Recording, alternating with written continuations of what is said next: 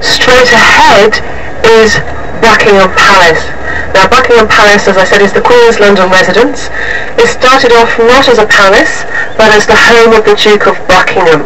So straight ahead of us, this would have been the home of the Duke of Buckingham, this yellow stone building. It's been added to over the ages. It was originally built in the 18th century. It was sold to King George III for his wife, Queen Charlotte. 14 of their 15 children were born here. But the first monarch to actually live here was Queen Victoria.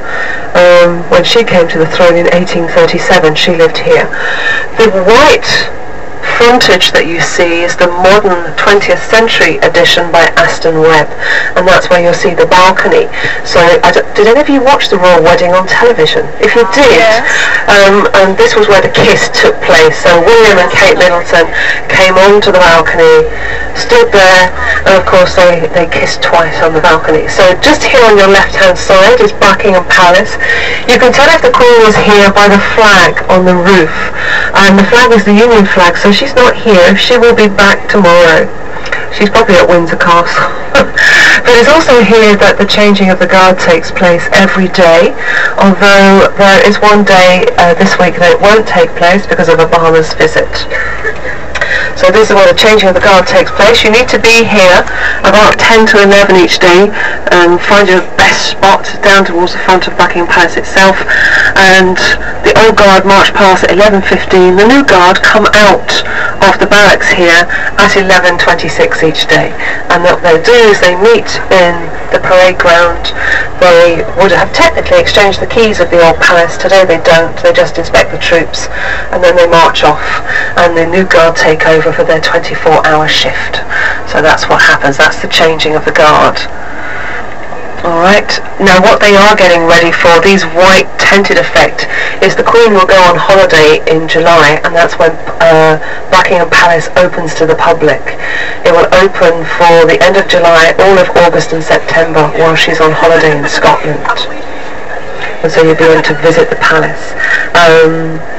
She also has her own art gallery, of course. The Queen's art gallery, as we go through the lights, will be on your right hand side. The Queen has a huge collection of art. It's estimated to be something in the region of about £2 billion. But most of it belongs technically to the nation, but it's in all the royal palaces. So Buckingham Palace, Kensington Palace, Hampton Court, Holyrood, they have all the royal collections. So at the moment the exhibition here is Dutch landscapes. And they're talking about this year, the big exhibition later on will be Fabergé. So very famously, Fabergé made the eggs for the Romanovs, the Russian royals, and these eggs hid beautiful interiors made from gems. Off to the right, you have the Royal Mews. This is where the Queen's carriages, more than 70 carriages are kept, and her horses. And if the carriages are needed, like they were for the wedding last month, this is where they would have come out from. And they had a lot of the horses out onto the roads, getting used to the traffic and to people for several months in the run-up to the wedding. So you would have seen lots of the horses and the various carriages out and about. Down this part of London is Victoria. Victoria is the mainline station to the south and the southeast, and it's also where you'll find two theatres. One of them is the Victoria Palace, which is where Billy Elliot is currently showing. The other is the Victoria Apollo, and that's Wicked, which has a habit of being voted the most popular musical by theatre-going public, not by the critics, but by the theatre-going public. Now, a few things we haven't mentioned. We've shown you the key highlights of London, so hopefully you've seen a good idea of what London has to offer. I haven't mentioned the majority of the museums. We've spoken about the V&A, the National History Museum, the Science Museum. I've only mentioned in passing the British Museum. If you like anything of cultures previous or current, so ancient Egypt, Greece, Rome, you have Africa, China, Islam, you'll find all that at the British Museum. Just off to the left, by the way, this is Grosvenor Gardens. The little huts have shells from the Normandy beaches on them. They house the gardening equipment here. And this area belongs to the Duke of Westminster, whose family name is Grosvenor. He also owns Mayfair. He's the third richest man in the country. So he's worth about £7.5 billion somewhere. Wow. Just off to the right, the Goring. This is where Kate Middleton stayed, and they're now offering that you could stay in her suite that she had, along with a baby grand piano, and they're charging £5,000 a night to stay there.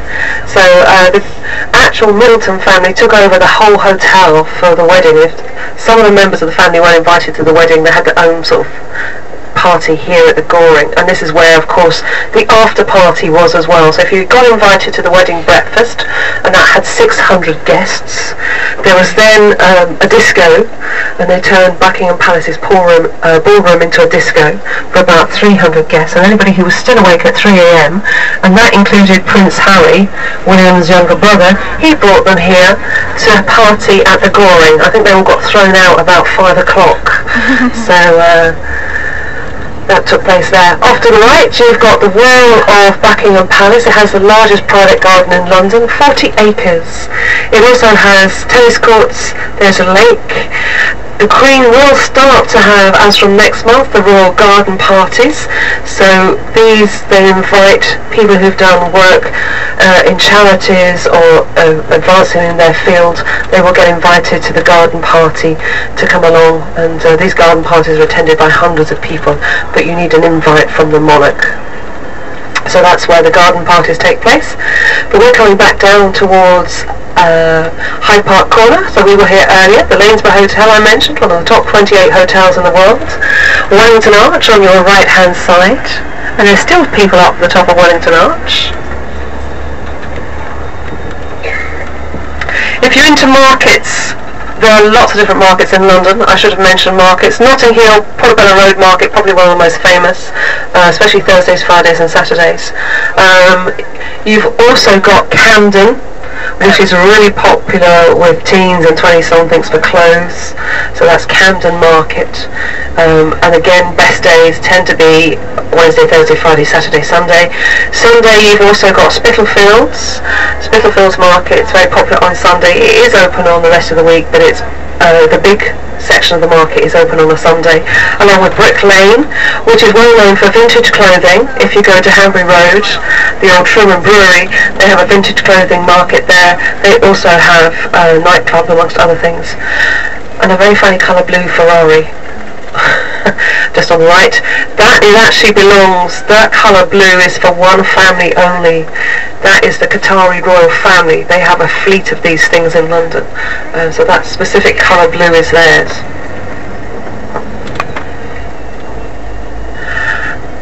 So we're going back down towards Knightsbridge. Harvey Nichols department store on your left, we saw earlier, well known for their window displays. So if you look at the window displays, all celebrating Alexander McQueen. And of course, the dress worn by Catherine Middleton was McQueen, not Alexander McQueen, but one of the ladies who now works there. McQueen sadly died not that long ago, but Alexander McQueen was seen to be one of the great designers in Britain. Britain is really well known for its design and designers. I mentioned Vivienne Westwood earlier, started in the 1970s, still going strong. When she went to the palace, to Buckingham Palace, to receive her OBE, Order of the British Empire, from the Queen, she wore a see-through dress and no underwear, so you can imagine, and she was about 60, so I don't know what the Queen made of that. As we come down, on your right-hand side, you've got Knightsbridge Barracks, this red brick-built barracks with concrete. This is where the Queen's two cavalry regiments have their home in London. That is the Blues and Royals and the Life Guards. The Life Guards wear red uniforms with white plumes in their helmets. The Blues and Royals wear blue uniforms with red plumes. The most famous Blues and Royal at the moment, of course, is Captain Harry Wales. He was made a captain just before the royal wedding. And a singer, James Blunt, was also a member of the Blues and Royals. So you hear him on the radio on occasion. So this is the Knightsbridge Barracks. It is part of Hyde Park and Kensington Palace Gardens. If you came down here in 1851, you would have seen the Crystal Palace, huge exhibition with the idea of selling manufactured goods to the rest of the world. The rest of the world was invited. America did very well. You brought an early form of a combine harvester and also the Colt gun. So that would have been here. It looked like a giant glass and iron conservatory. It was the first prefabricated iron building that we had. As you can see, lots of football going on, so we use the parks quite a lot. Here are open to the public. They belong to the Crown, so they belong to the monarch, but they are open to the public. So this is Prince of Wales Gates. The clue is the little building on the right with the 3-feather symbol. The three feathers are the symbol of the Prince of Wales with his motto, Ich dien, I serve. Okay, so that's Prince of Wales Gates, one of the gated entrance into Hyde Park, and then as you go down you'll see a very famous memorial. We're going to be turning soon, but you'll see a memorial on your right hand side. This is the Albert Memorial. It's the memorial to Prince Albert, the husband of Queen Victoria. They were married for 20 years before his death in 1861. He died of typhoid, and they had 9 children together. Died of typhoid at Windsor Castle. And it was decided to build a national memorial to him. So what you have is a Gothic style memorial. He sits on a seat holding a book. He's covered in 3 layers of gold leaf.